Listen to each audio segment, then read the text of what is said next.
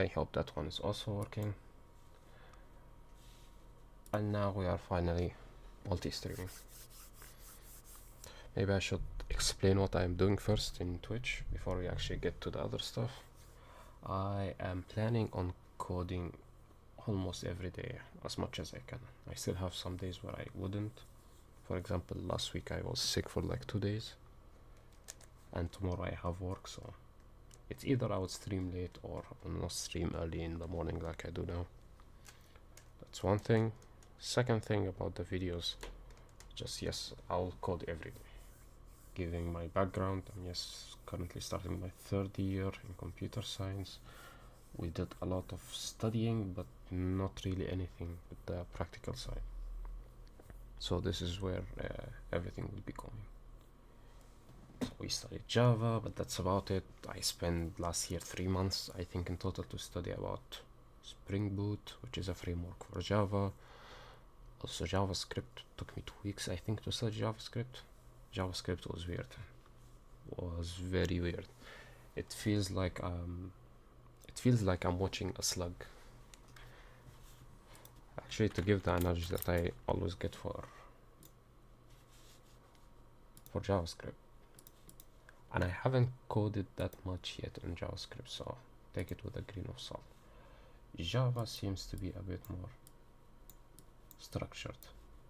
Like you have a class, then you have some other class, and that class may have another class under it, and stuff like that.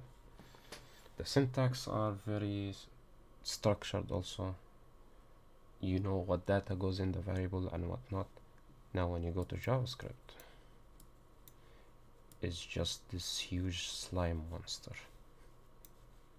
You don't know what's going on, but it's barely working. Let's throw some ice for the slime. And to even make it, there is some sort or something in him. Not sure what that is, but actually, let's draw a proper sort.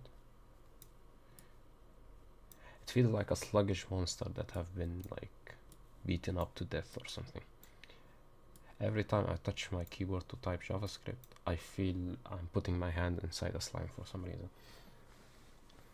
So, at least to solve that problem, I didn't discover that I actually need TypeScript, but since I have been 2 days now currently learning TypeScript, I'm actually enjoying it because we are just taking the type convenience that we have here and we're just putting it here. So yes, TypeScript is better. And I also studied, I think, for around 1 month, no, less than 1 month. So I studied React. React was okay. React and Next.js, they are okay, but I didn't decide to do a website at that time because I had a project in mind for an app, and I heard that you can write the project front end with React. So I tried to do it, but the project was just too big, and that's a lesson that I learned the hard way. Never attempt to do a project without doing a case study about it first. And by case study, I just mean like basic research. There was a lot of limitation that happened with that project, so that's why I stopped it. So next time I'll try by doing the main functionality instead of focusing more on the, the front end and the graphics and UI and stuff. That should be actually the end part. But going back to the topic, I'm currently studying TypeScript. My favorite guy here also explaining it.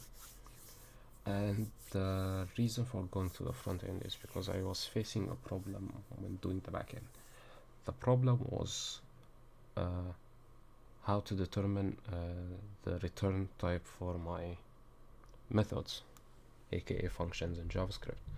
So I know how to do the logic and functions and all that stuff, but it's very hard for me to visualize what the HTTP request will send and what it expects to receive.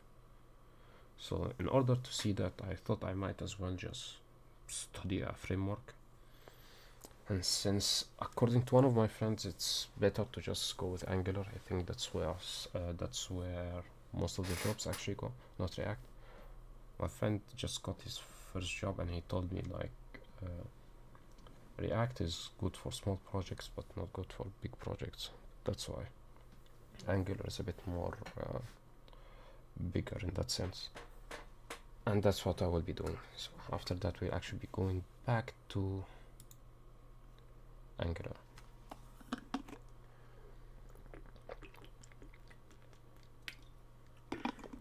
It should be, I think, a bit easier since I already have a bit of an experience in JavaScript, types, in React, yes. I will leave my board actually here, and this is the debugger that we had. Maybe I should also show you guys the project that I did. So I did a simple CRUD application. It's not that much, just simple read, create, update and delete functionalities using Postman as a way to test, and I wanted to do a to-do list app. There are some holes in my knowledge here and there, but I say my issue is probably with the controller, because I'm not sure what should I give back in the response body of the HTTP request that you get. But that's where I stopped at my last project, which I'll come to later. But I also have the original one, the CRUD one. Yes, that one. I refer to it from time to time. This one was a more complete version. Also, I do plan on training myself to use the Git and GitHub here. So that's where we stopped at today. I think I learned TypeScript for like 2 days. There isn't that much to it outside of assigning values and inheritance and all the stuff, which is just like basic every language thing. I'm not sure how, do you consider JavaScript a programming language? Do you consider JavaScript a programming language?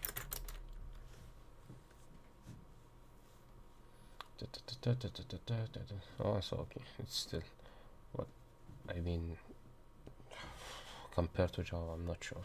Maybe it's just my bias towards Java, but that's about it. That was a very long intro. Now getting back to work, I stopped at generics. Our generics are just a way to say that our variable can be null, or at least that's according to Java, because interfaces here in JavaScript and interfaces in Java actually mean different things. But I think that was the only difference, but the other things was just like normal comparison, word to words. Guys, this is Teddy. Welcome to my YouTube channel. This video we are going to be talking about generics in TypeScript. Generics yes, have a bad reputation as confusing. it was confusing. It was confusing at the beginning when I studied in Java, because I mean technically I still don't get it at that much, but I get the functionality. I just use it when I want to get some data from the database, but that data can actually not exist, and in that case you just use the is present method to check if it exists or not. But that's as far as my knowledge goes generics. So Understand like the actual use case. So in this video I'm going to show you like a very real world scenario of mistakes that I first did when I first started programming. yeah, generics are a bit confusing, so I can't blame you. Can actually make your code more flexible with, like I said, a real example in ways that I screwed up code when I first started programming. So let's just imagine I've got my typical Pikachu. It feels weird to write a function that way because I'm always used to writing it as an arrow function, especially in React. But Pikachu is yelling at me. So Pikachu is yelling, we're passing in a value, and the way that we make Pikachu yell is we pass in Pikachu yell and we pass in a string. But yes, because we're doing TypeScript, we add the type. you could do this in just regular JavaScript, but since we're using TypeScript, we have to provide type checking, and we want type checking. That's the whole reason behind TypeScript. Actually, no. If you have done a bit of coding in JavaScript, you know that you can find error in the most unexpected ways that shouldn't exist. I think type safety, when you add it, just saves you more time when you want to debug later or anything related to that, because the only issue I ran with in Java, I will put them in two categories. It's either a syntax mistake, which can be easily solved, it's not that big of a deal, but oh, thank you. But I say the hardest one is probably the logical one. So for example, I was saving a user in the repository, but then the user didn't get saved. No, sorry, I was actually updating it.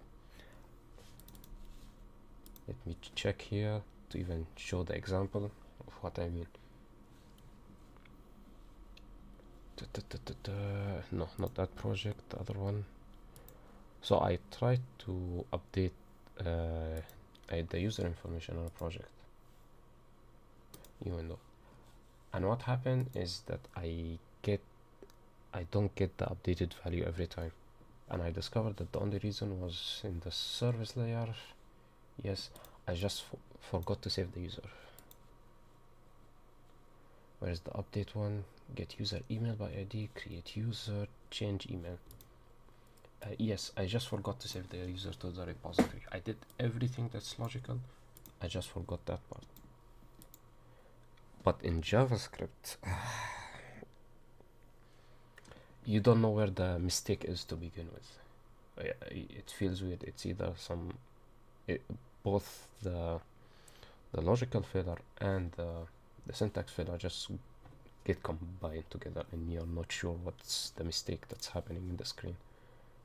And that's why I say, like, JavaScript is like dealing with a slime in a video game, and Java would probably say a well-armored NPC that you fight.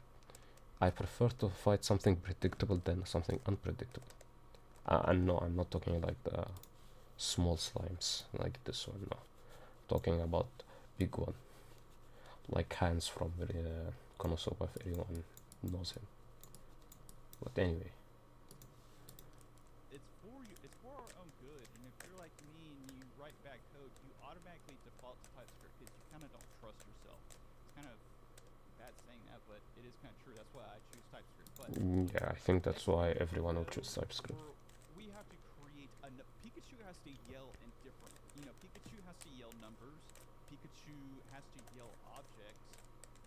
Okay. Okay, so the first thing that maybe a lot of people would try to do is they would just make another function. And I don't like that is bad code practice, but it's not the end of the world.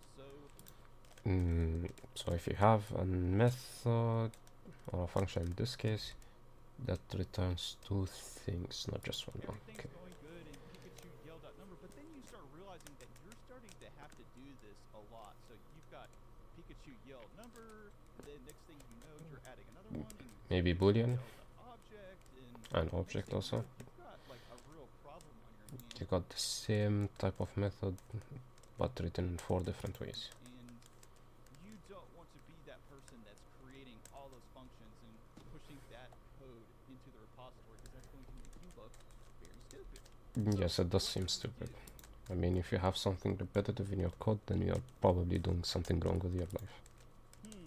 If only there was some way that we could pass in a type to our function or our interface. Yes, it's called generics. The whole entire idea of it is you, instead of passing in an actual parameter, in this case, this is the parameter. What we're going to do is we're going to have angle brackets that are going to essentially pass. Okay, so it's still angle brackets. Type, and it's pretty simple. So instead of having Pikachu yell, And T can be anything, by the way. just go here, have these. It doesn't have to be just T. Then watch this. Then we can have T here, and we can have. We can even return T, but you don't even have to. If you don't want to, you could return void. But in this case, we're going to return T, and we don't have to. Yeah, something I didn't get. How does the return value actually works in JavaScript? Because in Java, the return is written here, not here. how to specify a return type in TypeScript.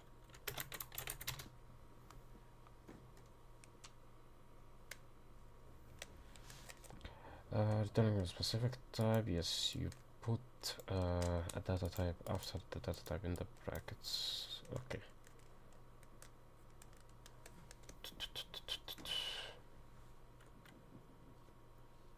Yes, that's more of enough in explanation for now. To do the Pikachu yell.number, Pikachu yell.value, Pikachu yell, object, whatever, we can just have the generic handle it for us, and we can go ahead and we can execute this code by providing our string. So if we want to go in and actually execute our code, we just do that right there. No, come again. We can just have the generic handle it for us, and how to use the generic, you put t and you can return t and you make the value just t, and t can be anything. This code by providing our string. So if we want to go in and actually execute our code, we just do that right there. Okay, you have to specify the type still, because if you don't, it will still be like in the any. And actually do this. So we're going to have function Pokemon yell. So Pokemon yell. Actually, let's try typing this from memory. So we had a function, it's called Pokemon yell, and you want to have it as, okay, I also missed that one, and you want to also have it a generic type, and it's t, then the value is also from type t.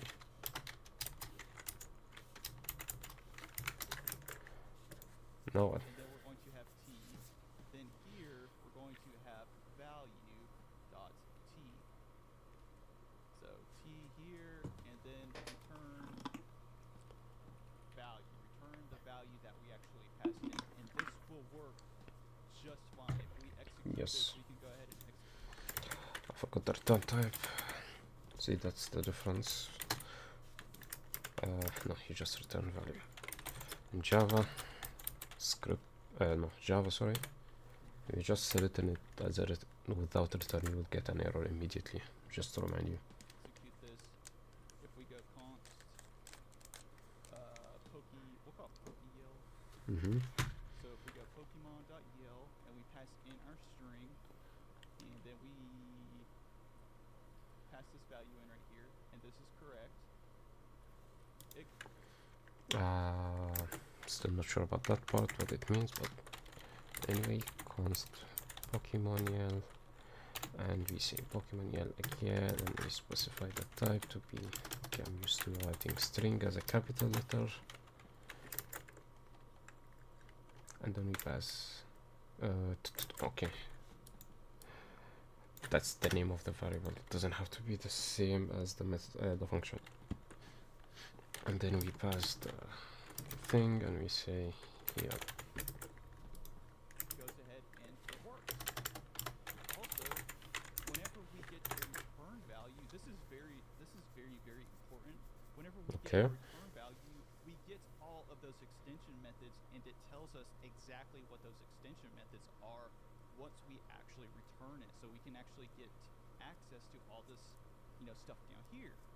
Okay, so let's start talking about generics for interfaces and generics for classes. So Yeah, I forgot. You can add it to everything. if you want to have a generic on an interface, relatively simple. I think it's simpler than classes, but what you want to do is go in here, you apply your brackets, then you go down in here and do the same thing that you do, but With every just in interfaces. It's really not that complicated. So we're gonna have get Pokemon. Okay. We're gonna have so that's the interface, and we say generic interface, and then we have the pointed brackets t, and then we say, for example, name instead of being string will be just t in this case, I like the autocorrection here, and so on and so forth. Simple getter method, and if you don't know much about interfaces, I covered that in my previous video. So go down here. Unless I actually do it in a real project, I wouldn't get it. We have our Pokemon class, have our curly braces again, implements. So we're going to have implements. Then we're going to implement our generic interface. So we're going to go generic interface. Then go in here, same thing. Have a property and value. Let's go ahead and make that, put a null coalescing there. So okay, I forgot that's how you also add the interface to the class. does not give us an error. Doesn't really matter that much in this example. Then we go in here, we're gonna have value. You can pass the T pretty much anywhere Wait, what's this mark here? where type checking is allowed. So you can pass it in here, you can pass it up here, pass it up here. How to create a class in JavaScript.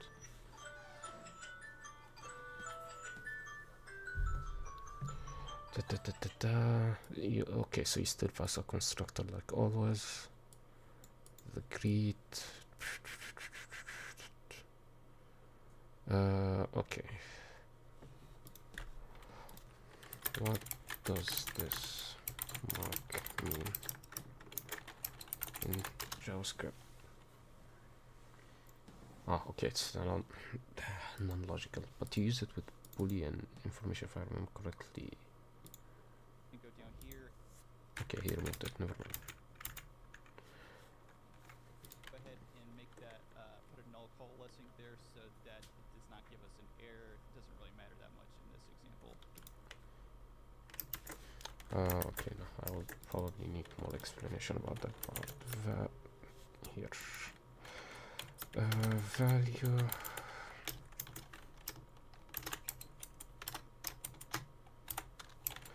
What does this line mean inside a class? Inside the class is definite assignment assertion. The value is the name of the class property. It's a property that exclamation mark here is a definite assignment assertion operation. Tells TypeScript that the property will definitely be assigned value at some point, even if TypeScript cannot infer it. Yes, okay, I see why. Because unlike Java, you cannot just make a class and just leave it empty. You have to assign names to it. I still need to remember how to make a class. Yes. Class. Okay, it's small then. Yes. We call it Pokemon, for example. And then we say, did I actually make the generics? Yes. Implement generic interface, and then the Pokemon, we can make it as generic here. And I think you also have to add it with the interface. Yes, you do. And since we usually will be needing to actually specify the name, not just type string, because that would be wrong.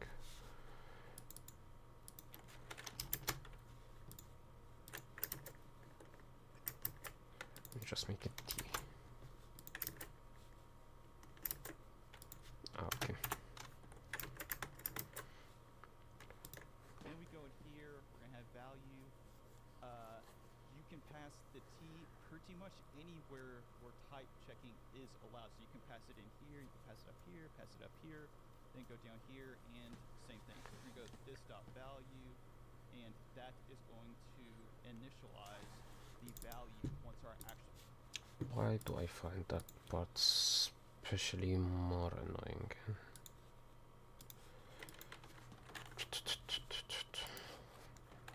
Making classes and implementing interfaces.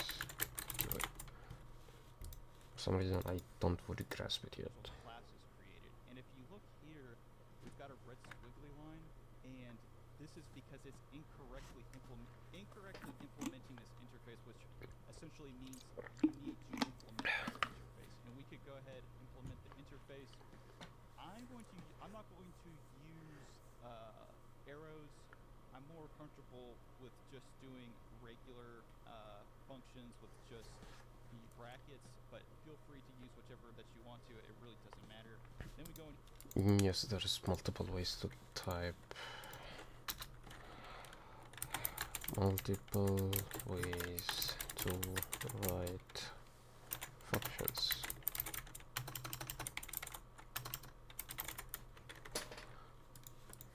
Here we're going to return this dot value. Okay.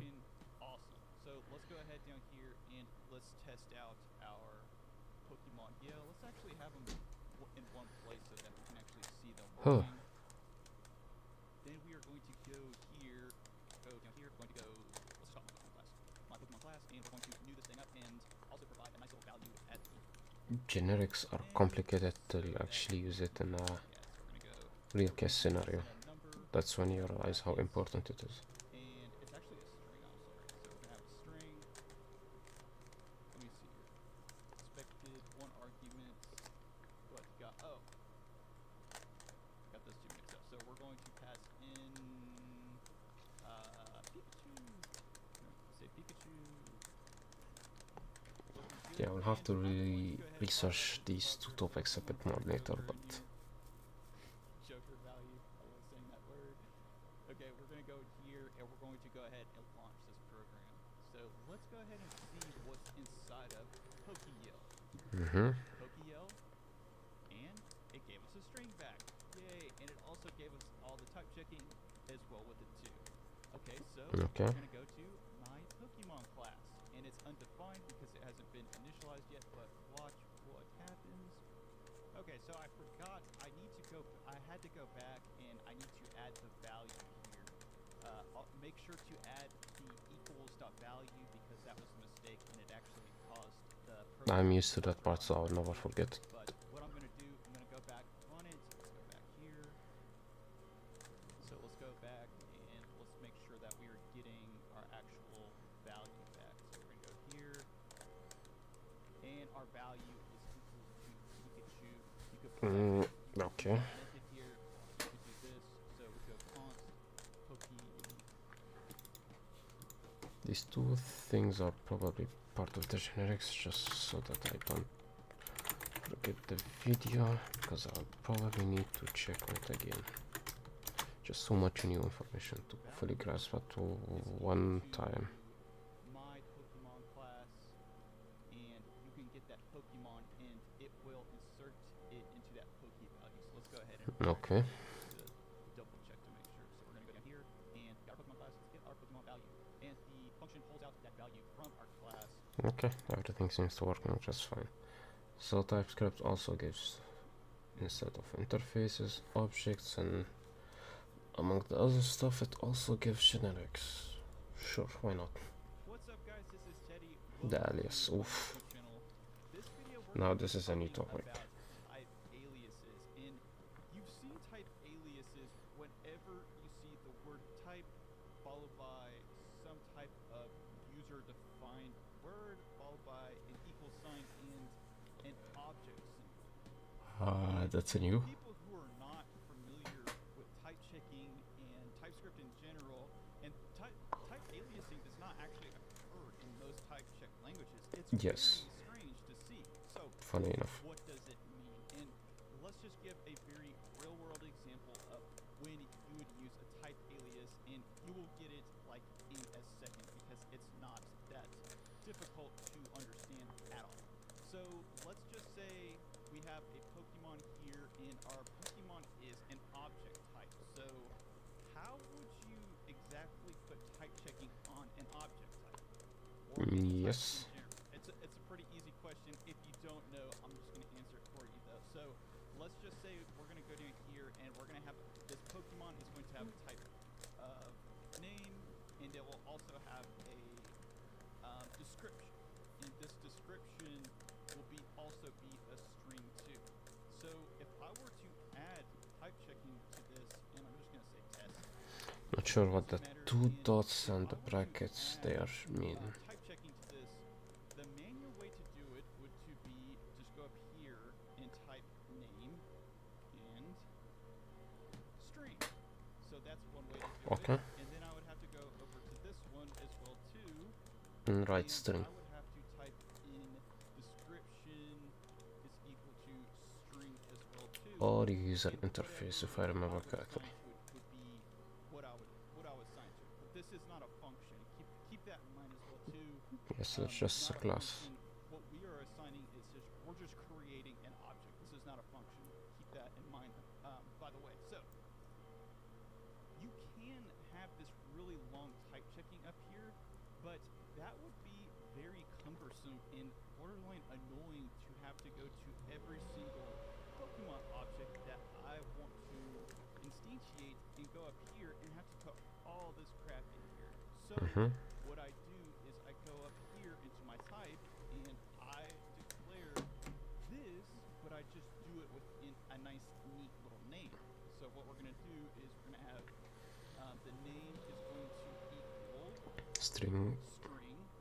And as you notice here too that I am not putting the actual value in here because this is It's just just type. Yeah. this isn't going to actually instantiate those values. Hopefully that makes sense to you. So here we're going to go and we're going to do the exact same thing. We're going to have description, and then we're going to go into here and we're going to do the exact same thing. And once we do that, as you can see that these are the exact same thing. And you just type Pokemon What here. you just do is you can go ahead and you can just put that Pokemon Okay, type. simple So enough. that is the whole entire reason behind type aliasing. Okay, so let's go ahead in here and Actually, we want to recreate that part. So, say type Pokemon. Then just say the name. It's from type string. Then you say the description. Also from type string. And then when you actually make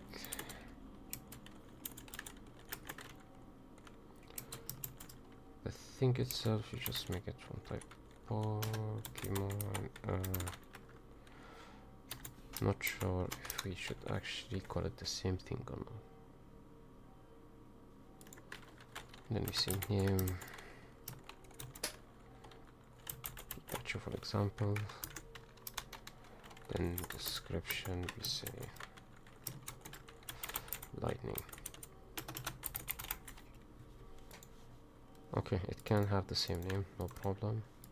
It wouldn't cause any overwriting or anything. have a very simple example. So before I just had a But I think yes, it's probably better to just call it Pokemon value for readability, and that one is just Pokemon type, maybe? Yeah, because it's a type. just like this one, and We change this one also here. declare this Pokemon object.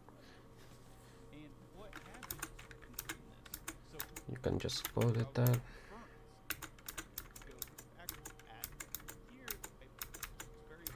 Everything we did so far. I want to add another one, so I would say description, and I'm going to just put test, just like I did in the previous example. But you have to add. Here, it's because this is Not an written. this is not actually defined within the type checking. It will give an error. We have to go into here and we have to add this. So we're going to go description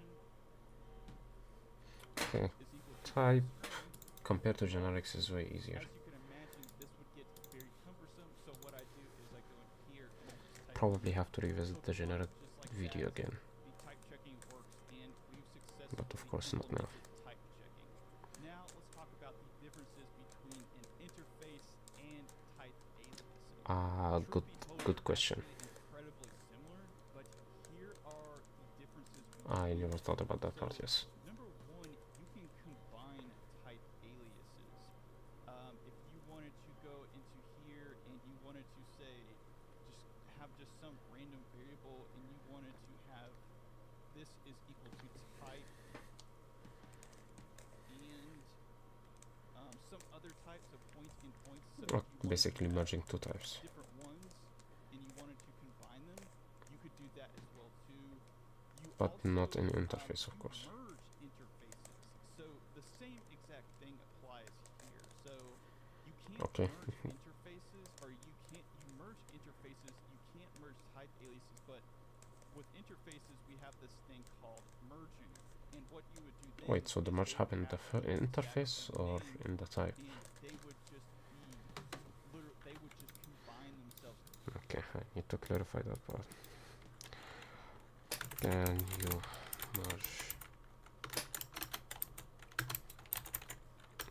interfaces and types in yes or not? You cannot directly merge an interface and types.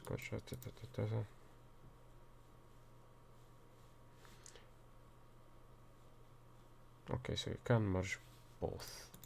Automatically when okay, now I need to rewrite that again. You can combine type aliases. You combine and merge.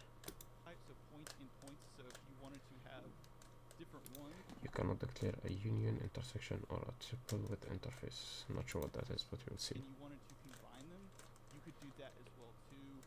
You also you merge interfaces. So the same exact thing applies. So for types they call it combine, but for interfaces they call it merge. Merge interfaces, you can't merge type aliases, but okay. with interfaces we have this thing called merging. And what you would do then is they would have the exact same name, and they would just combine themselves automatically when you compile. No, repeat that part again. We have this thing called merging. Mm-hmm. What you would do then is they would have the exact same name, and they would just combine themselves automatically when you compile. The other difference is you cannot declare a union, an intersection, or a... Okay, that's something I probably need a bit more research about it. Combining types and merging interfaces.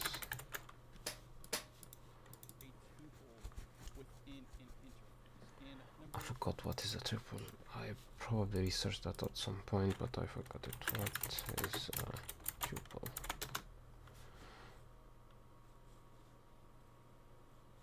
Oh, okay, so it's just a fixed array.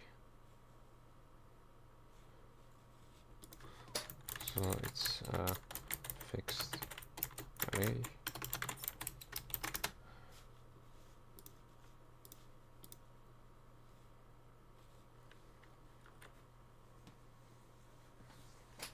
But some key difference, fixed length. Oh, the length, not the variables itself. Okay. Can hold elements of different type. You can use it the same way. Order matters. Yeah, so more or less an array. Okay, never mind. The last one, classes can implement both, but they cannot you cannot have a class that implements one with or a type alias with a union type. Anyway, I hope that you guys enjoyed. No. A union, an intersection, or a tuple within an interface. And the last one, classes can implement. Okay, I need to also check on that. What does it mean you can create a tuple union? What else? Intersection. And intersection in TypeScript interface. When you talk about tuples, union, and intersection in the context of interfaces, it's important to understand each of these concepts. Tuples, I know what that means. You cannot directly define a tuple type in an interface as you would with a simple type, because interfaces are generally intended to define object shapes, can still be used. Okay, so interface, we can have a tuple as a property.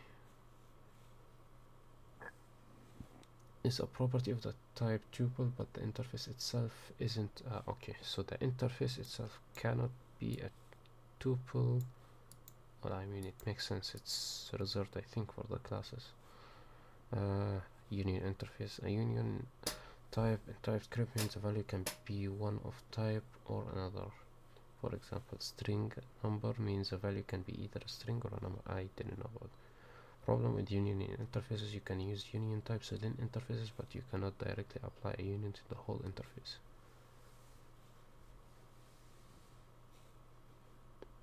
So we have an interface here, another interface, type worker. Okay, so you can use type with union. Type union implement can create an interface and use unions of those, but you cannot directly declare an interface as a union. Okay, insertion. TypeScript combines multiple types into one. That means the resulting type must satisfy all type and insertion.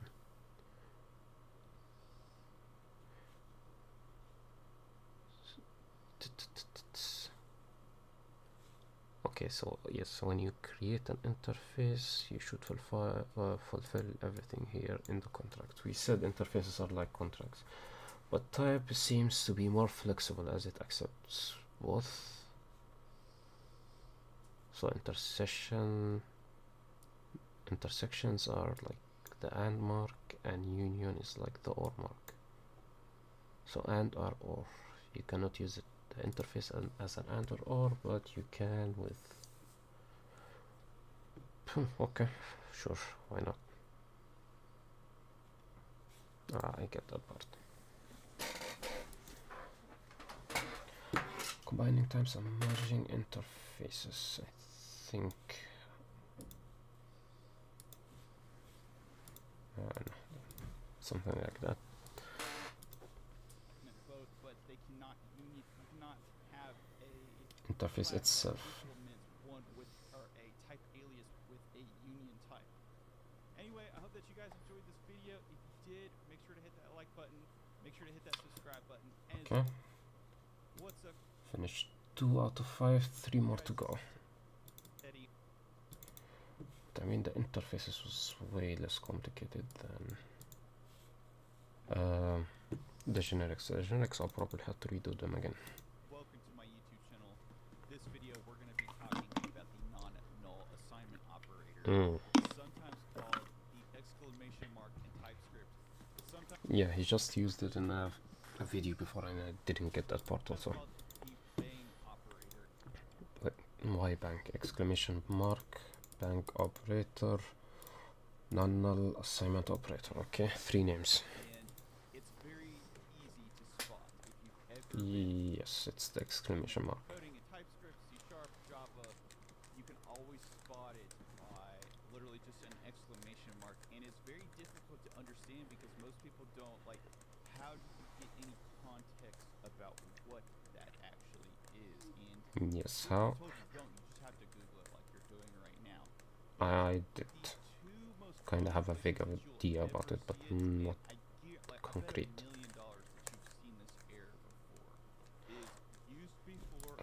Used before assignment or argument of type string undefined is not assigned. I haven't coded that much in JavaScript yet, so. That's another very common one. An argument of type whatever is undefined and string number. This could also be a number as well too. It could be a float, it could be anything else, but something is not assignable. And what's happening here is if I remember, not assignable means that you created a variable, but you never you initialized a variable, but you never assigned a variable. Sorry, not a variable. You never assigned a value to it. That just to kind of show you the way that TypeScript is thinking about this and like why this actually occurs is you you initialize something up here, this is undefined, and you, because you haven't assigned anything to it yet. computer, you know that by the time that you execute this function, this cannot be undefined. There will. Okay, let's check. We have a variable and it's typed number. Then we have a function that assigned that with the variable itself +1, so it's like a counter, and then add Pokemon. You call the function, but it's never initialized with the value, so it's adding 1 to undefined. Still be a value in here by the time that you execute this. But TypeScript is smart, but it's not that smart. It can't see inside of other scopes. So what TypeScript is doing essentially is it's searching wherever it can actually see within this scope right here. And if there is no If you assign the number, you should it's going to show undefined, say what even number though it is. within these brackets, which is a different scope, is totally okay because there will be a value. Okay, no. It's going to if there is no value within the scope that it sees, it's going to show undefined, even though within these brackets, which is a different scope, is totally okay because there will be a value here. By the time that this function is executed, it will go in here, it will run this code, it will add 1. So by the time that it gets here, this will be a 1.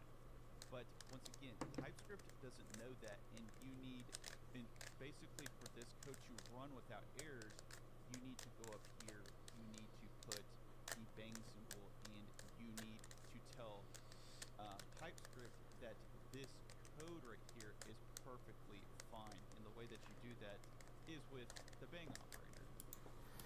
No, I need more context for the bang operator. So what does the bang operator do? Used to assert a value is not null or undivided TypeScript or type checker to bypass its strict null checks. Is this similar to the meme where if there is an error or a bug in your code, you just comment it? Because it does seem that way. The operator is used to assert that a variable or expression is not null or undefined at a certain point in the code.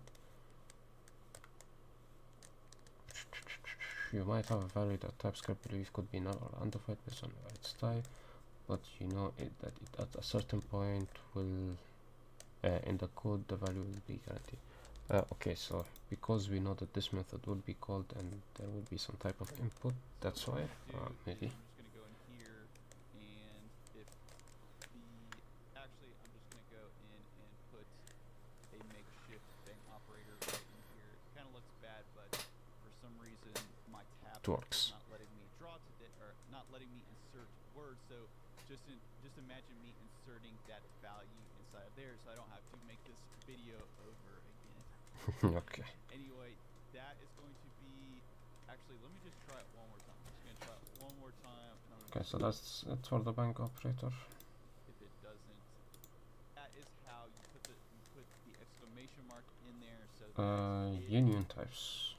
What's up, guys? This is Teddy. Welcome to my YouTube channel.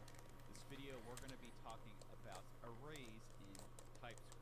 And arrays in TypeScript, not complicated at all. Literally anybody could understand how arrays work. Yes, it's not that complicated. They don't really work much different. They just work a lot different from what you're probably used to see. But I'm going to teach you the trick. So in TypeScript, we always want to make sure that we are putting the right types within our variables. And this is not a function. This is just a variable.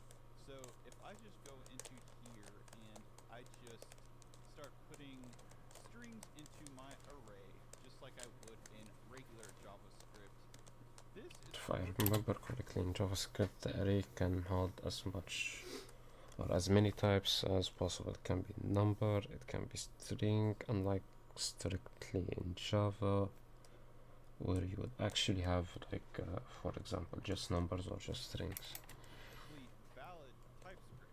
TypeScript will do everything for us, and if we go over here and actually put this into and you don't have to do this, by the way, you can just watch if you want to. If you want to follow along, that's fine too. But if I go over here and I put into here what I just had on my whiteboard, I just go string, string 2. How do you make the array specifically for strings only and no numbers? That it is going to do the inference for us. Mm-hmm. And many times people incorrectly assume one very, very important thing. And this is so important. I'm going to like go back into like my big screen here. You need to be explicit about what type of data that you are putting into, Especially in an array. So Yes. it's not enough to just go over here, and I'm assuming that a lot of you are really smart, so you were like, well, let's just actually make it so that there is array type checking. Wouldn't that make sense, Teddy? Just put an array there. But one more trick that you have to do, and like I said, you have to be explicit And specify the type that goes inside the array. what's in the array. Exactly. Array. And if you I mean, I feel like coming from a very strict language like Java, this seems to be all like a common sense. Because I didn't think that you can have an array with just multiple types. With multiple types, sorry. in our actual VS code, like if I go over to my actual VS code and I look inside of it, if I can pull it up here, you will see that it's done the type checking for us, and it's made it so that we have type String, and you have to add that it's from type array. basically done the type checking for us, but we want to be explicit. We want to actually put our own. And you have to say it's array, okay. There's a lot of talking for pretty much nothing, but that's the whole entire gist of an array. And well, in JavaScript world, things get a little bit more dicey than what we have here. A lot of times in arrays, you're going to see things like ones and twos, Yes. and fours, and you know the web's got all different types of data structures. You may be thinking, well, Teddy, like I need to put other stuff in array too. It's like I just can't put. You can make a type any. I got all these things, and the first thing most people want to do is they would go over here and they would try to do a union type. And if you don't know what a union type is, It's basically or. it means an and we'll talk about more And about or. union types here in a little bit. But many times people would go over to this union type and they would put this. They would say, hey, well, you know, now I can put numbers, but this is not syntactically correct. This is another important part of arrays. Yes, it still shows the arrow. To put parentheses around this part right here if you want that. If you want to be able to hold numbers and strings, you need to be aware of how that actual Is it at or? Because I remember in Java it was called or. So it can either hold all strings or all number or both. also is another thing. This is different from this. Uh-huh. This is actually different. Like, if you think about it logically, so if you have a union type, it's doing the and, but it's not for numbers and strings. It's for numbers arrays and string arrays, not for number and string arrays, if you see what I'm saying. So if you want that, you would have to put it within the parentheses as well right here, just like that. Another thing is that let's you see. will also see, so let's just have another example right here, is that you're going to have arrays that look like this. They are pretty much classes that TypeScript has given us as well too. This is also very common as well too. So you can have it where it's a generic array, or it's an array that accepts some type of generic. And if you want to do the same A thing, generic from type string. because this is where you can actually add the number. So if you want to add number, you can do the exact same thing as well too. Union seems to be very useful. Strange kind of funky syntax you saw before, and a lot of times Okay. performing type checking on your arrays. But that is pretty much it for arrays. The only So other simple. type that I could possibly think of is if you had a multi-dimensional array. So if you Yeah, had the an two-dimensional one. array of arrays, what you would do is you would essentially have this right here. You would have string, and then you would have two arrays just like this. And if you want to see this, it's going to look, it's going to be an array of an array. And that I is rarely seen a use case for two-dimensional array. You're probably never going to see that in Yes. real production, and you don't really see multi-dimensional arrays that often, but it's good to know otherwise. Now for actual union types.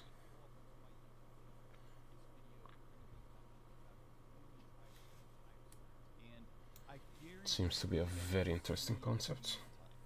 I mean, yes, last episode. It looks like the OR mark from Java, but just one, not two. Union type is it's a very fancy OR operator for Yes, exactly. I was just saying it's an OR. just for types. The best way to kind of form Without getting to the logic of OR, but the OR that we use is the AND that we use in speaking language, but yes, let's not complicate the simple stuff. towards the relationship, I think, is to just look at this definition and then let's apply it to this. Allows a variable to have the ability to store a value of several types. Yes, that's it. You don't need to know the logic behind OR. Already took the logic class, it gets super complicated for no reason. Down here. So the official formal definition for a union type is it allows a variable to have the ability to store values of Several types. So let's just kind of use. So up to this point we studied how to make it to a specific type, but then add to everything here that you can just draw a straight line and add another type with it, and now it can hold either of these two types or two of them together. This last part right here to really hammer things in and drive everything. Store a value of several types. So essentially what this is saying is, hey, TypeScript, this A can both be a number and a string. Yes, it can be both or and both. Most of the time you just saw examples where you are saying let this A only be assigned numbers. But let's just say we also want this A to be able to be assigned my name or your But name. no Whatever, objects it doesn't really matter. What you would do or is no you would booleans, put for a union example. type there, put a string down, and then you would also be able to assign it to whatever you want to.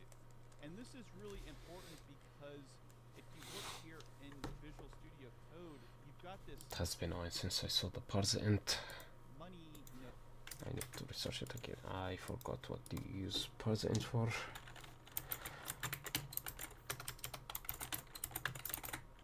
I think it was to transfer numbers to string or string to numbers. I have forgot.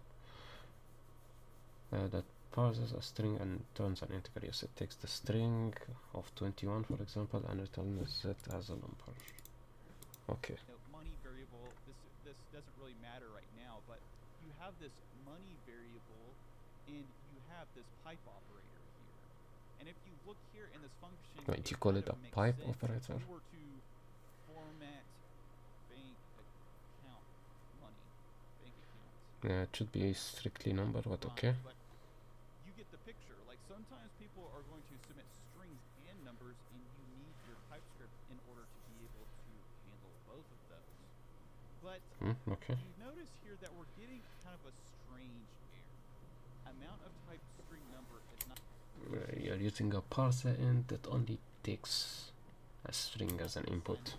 Type parameter string. And this is really, really, really important. I would please, if you don't know anything about type narrowing, I would highly suggest that you pay attention to this video because this is kind of really important, something that you're going to see a lot. And Yes. type narrowing goes I think the issue that you will face is if all of the built-in methods inside JavaScript are using only one types and they're not using union, because it's JavaScript, not TypeScript, you will run to this issue a lot. Like this. So Because parse only accepts string, not a number. takes in a number and a string. But you're getting this weird error.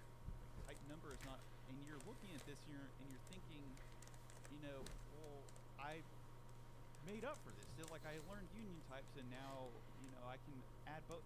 You can't do this because this parse int will Only accept string. and a lot of times Oh, sorry. this is going to happen. You are going to pass in values to your function, but there will be certain parts of the code within your function Yes, strictly I would say for built-in JavaScript methods. that don't allow that type of value, and you need type narrowing because this will not be able to occur without this. So in order for, so let's just say we would go up here, we would type, this can be a string, and then what you want to go down here and what you want to do is you want to put in what's called a type guard. And there's many different ways to do type guards, but I'm going to show you one of the most common. So if type of amount, or so if the type of the money that we are passing into this function is equal to string, so if the type of this actual amount is equal to string, you don't really, at this point, type of may be a little confusing to you, but please don't let it, because it's not that confusing. Then what we're going to do in here is we're going to take away that let, because we have already assigned it that let up here, and we're going to put it into the actual amount right here. So type number is not assignable to type string. Okay, so we're going to make this a number, and then we're going to go down here, we're going to have else. What was that method again? It's called type safeguard. What is type safeguard in TypeScript? To narrow down the types of a variable at a runtime, ensuring that the variable is a certain type for operating on it. For example, it can be a string, but the dot length only takes a string. So we say if the type of value equals to string, else dot fix to save all to the fix to since it's a number. Okay, so string is just a thing that we use. Actually, I need to check. Why did you... Okay, no, forget, they use the 3 equal sign. What does this mean?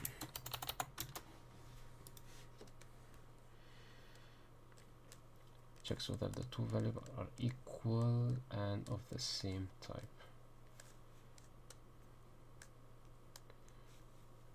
True, since both of them are number. False, because they're different types. False.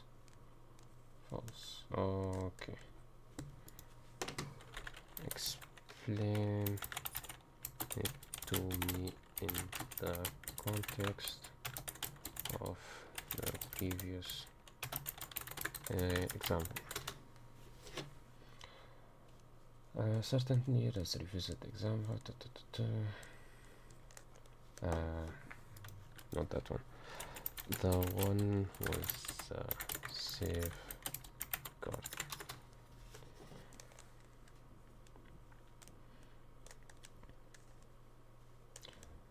Okay, here. The type guard is use type of.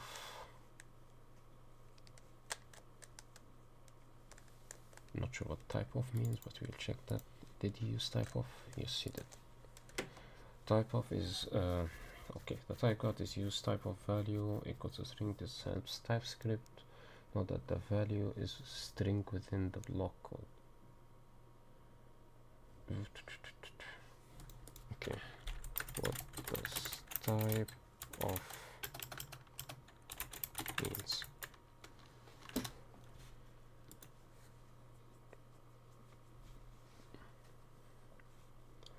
Is an operator that is used to determine the data type of a variable or expression, and it returns a string representing the type. Okay, so you check what type and then you return it by that. Okay, I see. So type of will check the type and return that type as a string, and then you are trying to equalize it with that.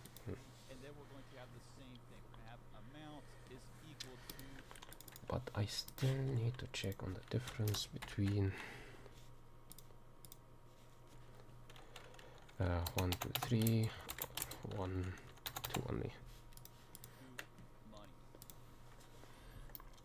And I probably also need to write this code before I forgot it. So we have a function, and let's call it money amount, and it takes either it takes a value, and that value is either from type string or number. And then you say if type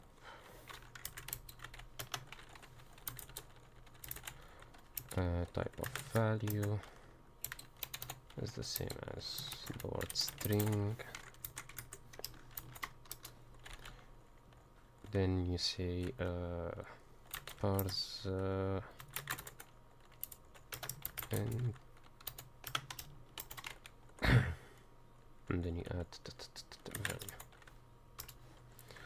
Forgot how to write the method. Yeah, it has to be inside of a variable.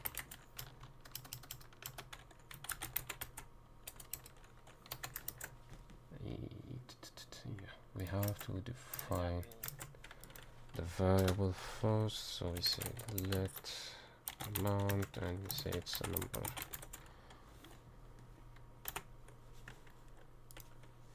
Here it's p. Fix the actual. Or else you say yes, it just stays the same. Else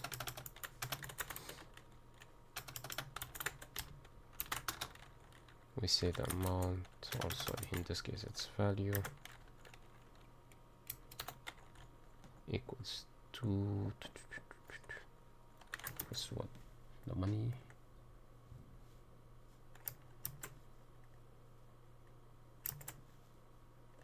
Okay, that last part I didn't get. So you have money and then you have amount. And you say amount will take the money if it's string. But if it's a number, you want the amount equals to the money. How will that work?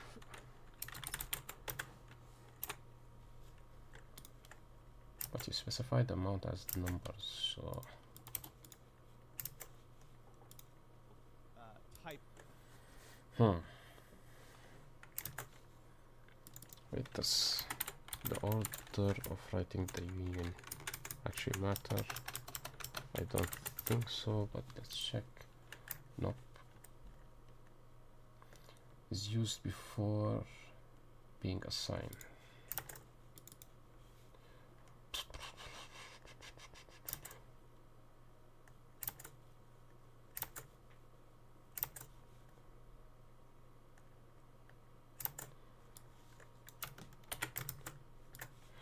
Let's ask JavaScript for that.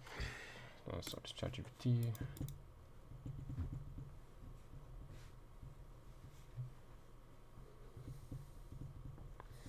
However, there are a couple of issues. The value in the else block, you attempted amount block to value.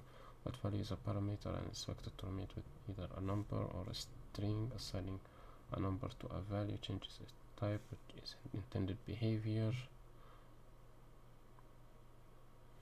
Correcting the code. For some reason, he didn't add that part. The right type that we need. Okay, and last.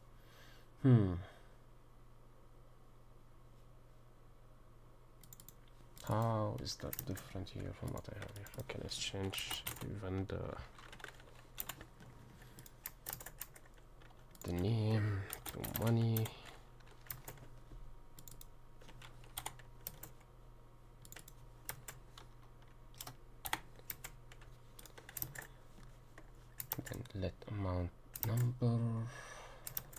type of, and then amount %,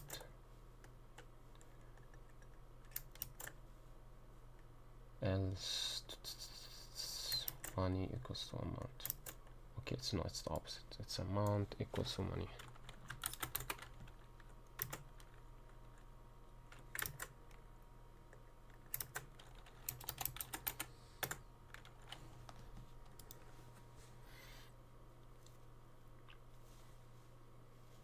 Amount would be in a number.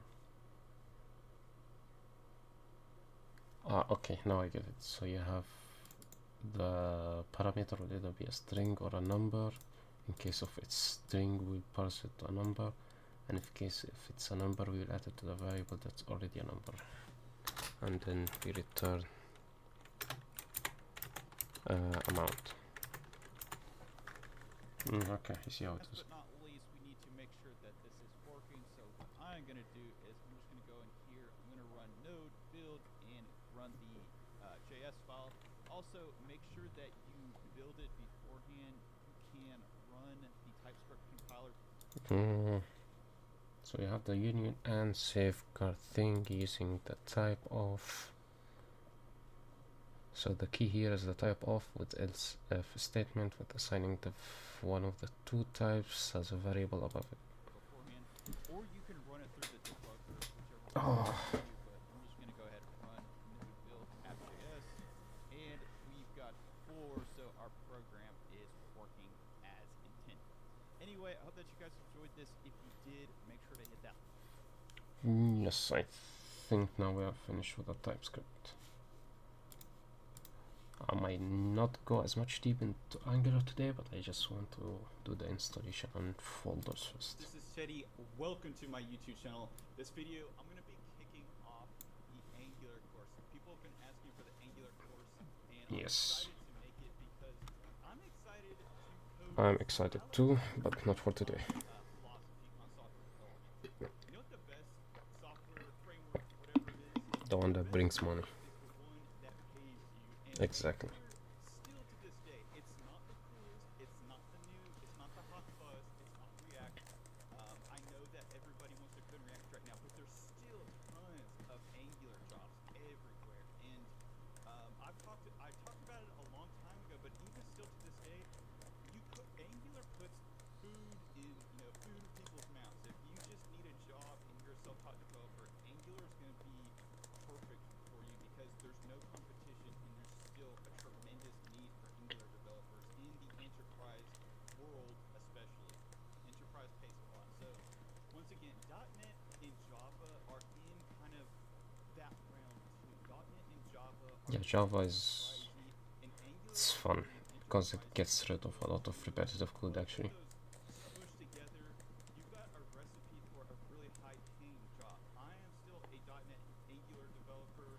I always kind of marketed myself as that, more .NET, but I am coding Angular too. And a year into software development, you'll be making hundreds of thousands of dollars, full benefits, really big perks, huge sign-on bonus. So, like I said, You'll see. Angular Still day 15. I expect it to get very high, so. I'll just talk about the brief history. So it used to be called AngularJS, but they changed it to Angular because they switched the whole entire language. I think to type, yes. Yeah, to TypeScript. Entire idea. If you know about it, you really don't need to know much more than that. But AngularJS is a totally different breed of animal. And if you see AngularJS, you can instantly recognize it because it's not TypeScript. So if you see some really funky looking Angular out there on the internet, it's probably AngularJS. And this is where we kick off, where we actually install. And as we install it, I'm going to go over the Angular architecture and tell you kind of how all of this stuff is smushed together. So what you want to do is, if you haven't already, and I'm assuming you're I think I did install Node.js. work the internet. So if you know how to do those things, just go to Node and install whichever operating system that you need. So if you're on a Mac, it's on Mac. You get the picture. We don't need to talk about that. The next thing that we need to do, and this kind of gets a little bit involved, and I'm using VS Code. Feel free to use web forms, but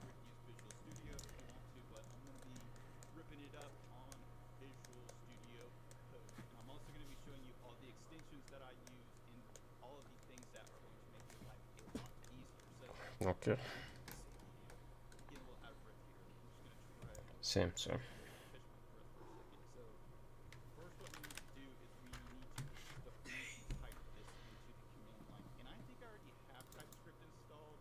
So I also do. don't make sure you also install TypeScript as well. And while I'm here, let's go ahead. Let's type in. See what version of npm that we have. This is crazy, but I might not even have. Yeah, I don't even have Node stuff installed on this computer, so I'm gonna have to install Node. Where is that thing? I forgot that I've been recording on my Mac here recently. I forgot that I don't even have Node installed on it. It's crazy. And I've also been out of the JavaScript for so long that once again I just didn't install this.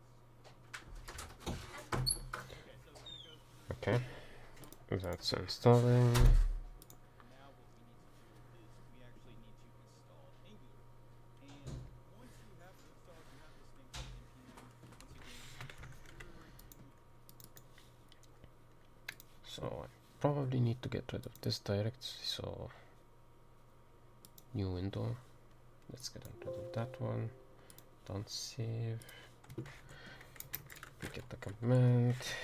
Npm install Angular. I'm not sure. We'll check.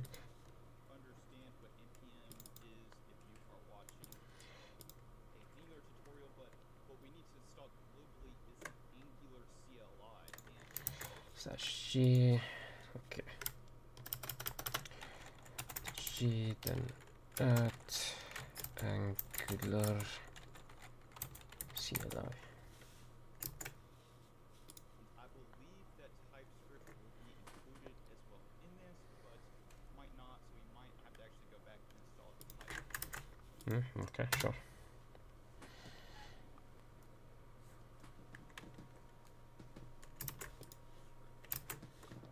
Loading. Okay,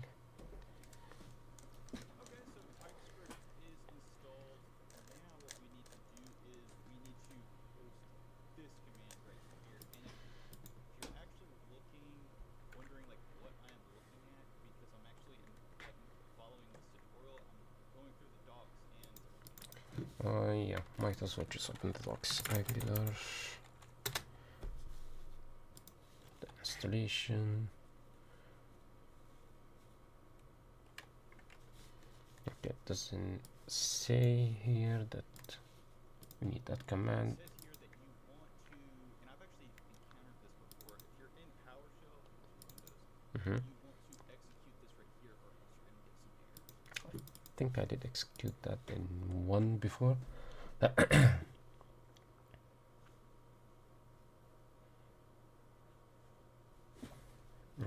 Let me check if it's finished or not. Yes, it did. I probably, if you are using Object Studio. No. Let's say we'll do it without that step because it doesn't specify here.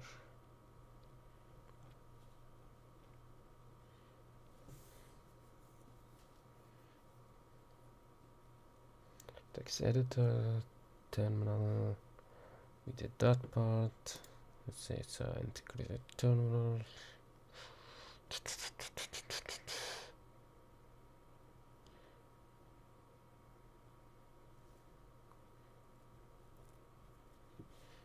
Okay, we will just write without that command. So go ahead and do that. Now what we need to do is we actually need to create the folder. And I'm actually, if you're already in a folder for another project, you probably want to exit out of it. But I'm going to ls here, and I'm going to cd, and I just have a folder for dummy projects and YouTube projects, and I'm just going to cd into web project. I think I do have a project folder specifically for that type of stuff.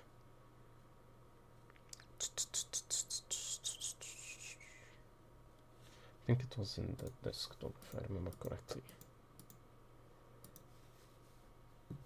Where is the folder? Yes, it's project. So my mistake. Let me just copy that one, and let's just cd to that directory.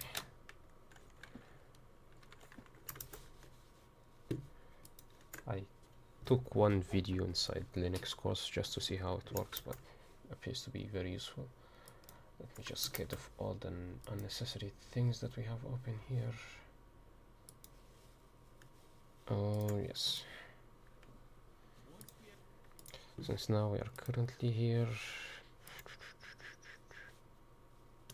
how do you create a new folder just by using the terminal?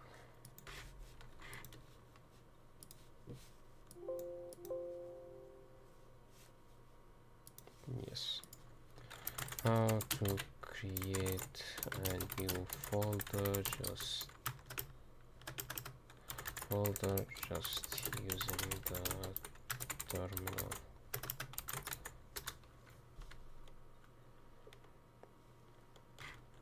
So it's Mictor, okay. I remember that one from my classes, so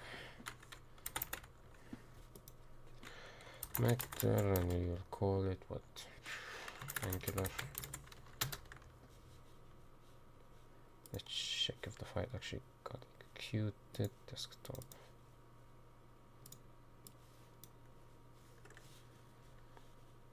So yes, I think we are in the folder, so it should be fine.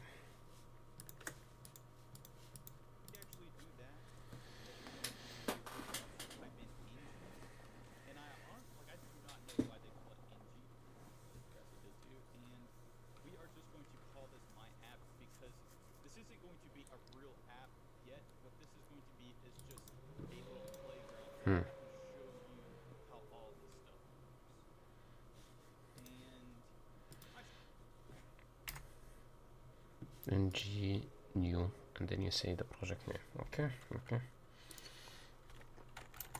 Ng new, what do we call it? Okay, might as well just call it my app.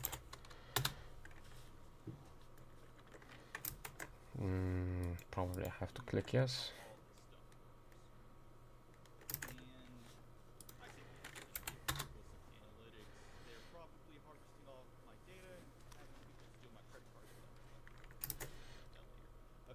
No, CSS or SAS?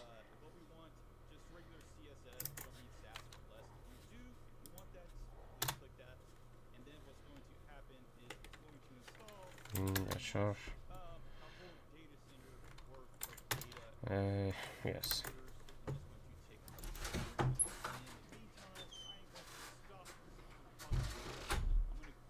Wait, how long does it take?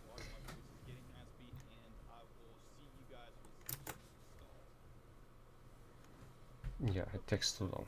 Okay, no.